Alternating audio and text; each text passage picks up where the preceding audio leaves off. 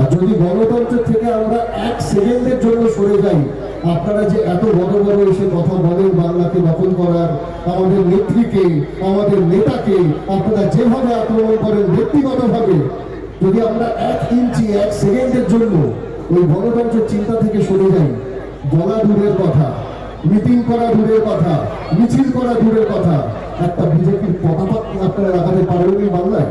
পারবেন। গণতন্ত্র আছে বলেই আপনারা আসছেন, আপনারা মিটিং করছেন, আপনারা মিছিল করছেন, আমরা শুনছি, আপনাদের ভাওটা দেখছি এবং নিজের মনে মনে হাসছি এবং অপেক্ষা করছি যে কবে নির্বাচন আসবে, আবার গণতান্ত্রিক পদ্ধতিতে আপনাদেরকে বাংলা থেকে বিতাড়িত করবে। সিনেমা আর্টিস্ট তো সিনেমাতে যেরকম বড় বড় ডায়লগ মারে, ওই সোহম রাস্তায় নামুক তখন বুঝতে পারবে কত ধানে কত চাল।